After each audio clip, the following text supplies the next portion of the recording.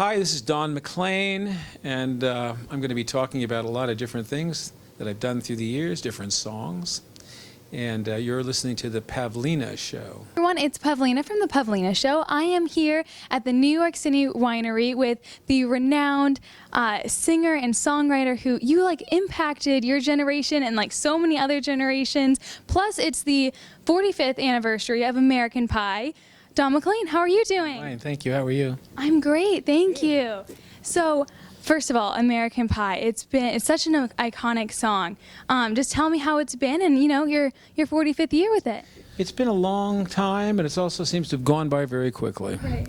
I've done so many tours of the world, and I've been so many places, and I'm going to be 71 years old this year, and I can't believe I'm still singing and still loving it. And I'm thankful that I have songs that people still want to hear, so I can get jobs. Right. Yeah, nice. Sure. So it's great. I mean, most of the guys I started out with are dead, or they're retired, but I'm still rolling along strong. Yeah, that's amazing. Now, there's only a handful of singer and songwriters, that can really have a song, or multiple songs really, that can really impact a generation. So what has that been like, and being able to do? Well, American Pie is different from other songs that I had. I had And I Love You So, which was recorded by hundreds of artists. I had Castles in the Air, which is on the charts. I had Crying, which was #1. I had Vincent, which was #1. But they don't mean anything compared to American Pie. It's just a different breed of cat. And I think it partly had to do with the way it struck people. People knew right away I was talking about Buddy Holly without ever even knowing it. Yeah. And I remember meeting Buddy Holly's brother, Travis Holly, and he said, when I heard that song, I pulled the car over and jumped for joy, because he knew somehow a circle had been completed. Right. Because Buddy had died in the 50s, and certainly nothing much happened, except the Beatles recorded a Buddy tune, and the Stones, because the English acts always respected Buddy Holly a great deal. But all of a sudden, after American Pie happened, the book came out, which was called The Buddy Holly Story by John Goldrosen.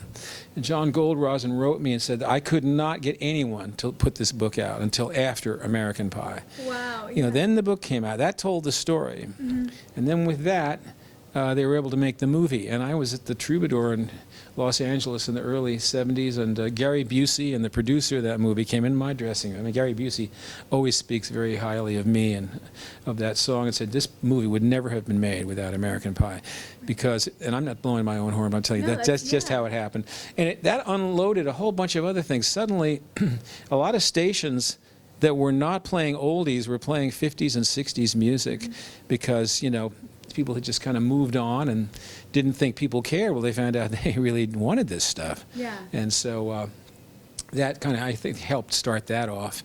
And of course, then I was born. My career started, and I began traveling all over the world and seeing the world. Exactly. Now, you recently sold the original, what was it called, like a memoir kind of thing? Yeah, or of American Pie? 17 pages of scratch notes. Right. Yeah. So, and that was kind of just, everything about American Pie. So did that change anything for anyone, or, anything like that? $1.2 million, so that changed a little something for me, but Yeah. No, it didn't. There were a lot of scratched out lyrics and funny things I was thinking about, and what I thought was good about it was that people could see the way my mind goes in all different directions. It wasn't something that I had fixed in my mind. I wasn't sure where the song was going to go. But a lot of times, any songwriter will tell you that, you let the song takes you where it's going to take you. So in this case, it did that. Yeah, that's amazing. Now, of course, American Pie is amazing and everything, but your song Vincent is it's another one of my personal favorites. But it's a very sad song. So does it ever get really hard to sing, or a lot of your songs are kind of sadder? So. The songs on the American Pie album, we used to do Winterwood a lot. Crossroads we'll do tonight. They're just songs that are such a part of me that just flow out, and I get in the mood, I go with the song and do it. But, there is no place anymore on the radio for songs like that are slow and that have, beautiful melodies. I was influenced by a number of people. Buddy Holly. I was influenced by Elvis Presley. I was influenced by Frank Sinatra. And I was influenced by Josh White. and Pete Seeger, two great Oh my folk gosh. artists. Pete Seeger. Yeah, Love so him. so I had those influences. So what I do is basically an amalgam of pop music, old-fashioned pop music, rock and roll, simple rock and roll from the 50s, and folk music. And I put that stuff together and create these songs with these ideas. I wrote songs because I know thousands of songs, thousands of pop songs, thousands of rock and roll songs, and thousands of folk songs. But I found that I just never could find songs that expressed the weird, interesting kind of things that I was interested in. So I started to have to write songs. That's why I did that. Right. Yeah, no, definitely. I interviewed Pete Seeger before he passed away. It was like right before. And he sang Give Peace a Chance to me. It was epic. It was very cool. And it's such a short song you wouldn't believe. All we are saying is give peace a chance. And I told the crowd out there, sing it with me. All we are saying is give peace a chance. He was a guy that I loved in high school. I used to write him when I was in junior high because I loved the Weavers. Yes, the Weavers were my favorite group, just about. And so he would write back. Really? Yeah, he would write back. It would take 6 months, but I get an answer from him. That's amazing. And so I was in junior high school, and there's a letter from Pete Seeger. So this is so great. I'd written him 6 months before, asking him some questions and stuff. And my father was alive at the time. My father passed away on the first year of high school, and I started to call the Weavers on the phone when I was a teenager. So the next minute I knew I had a relationship with Fred Hellerman, a relationship with Eric Darling, a relationship with Pete. And they would be very nice to me. I'm sure they called. Did you get a call from him? Did that kid call you? Well, before I knew it, I was in their office and they were managing me. Wow. In 1963, Harold Leventhal was managing me for a while.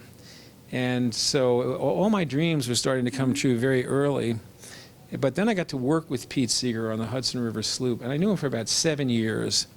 The reason I moved away from him was because there was a desire always to keep whoever was under his influence in that folk political realm.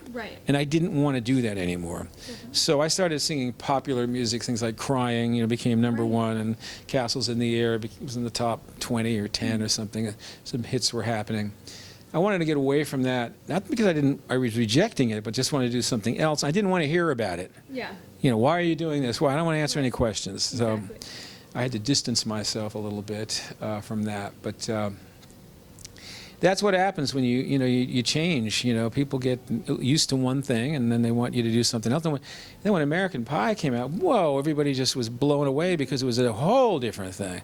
And now I didn't have any of the old fans, and I had thousands of new fans, and because the old fans, we don't like that song, or whatever, you never know what they're thinking, but. No, definitely. And there's also like kind of like you were saying with the whole political songs and everything. And it's a really weird time kind of now, So if you were to either write a song about what's going on right now, or, kind of relate it to the 60s a little bit.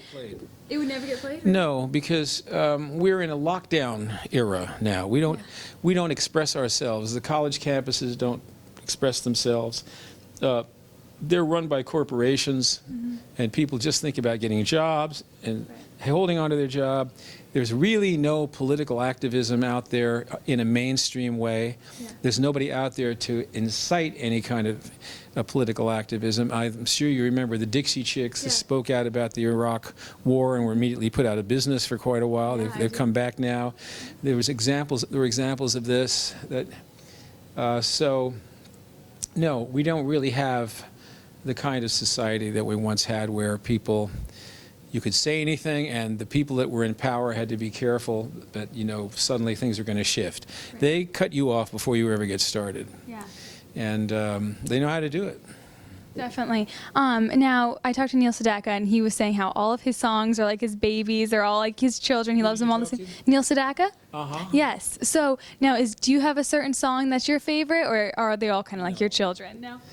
And I just like them, and I sing them, and I try to write more of them, and I try to weave a performance in the evening that's different. I never do the same show twice. Oh, fun. So I don't have any kind of set list or anything like that. Right. Now, I know your daughter Jackie, right? She's getting into music, or has she been in music? Just tell me about what she's doing. She's singing around and does interviews and writes songs, and my son sings and does that also, so we'll see where that goes. I'm going to find out how hard it is. Yes, definitely. Very good. Well, thank you so much for talking to me. My pleasure.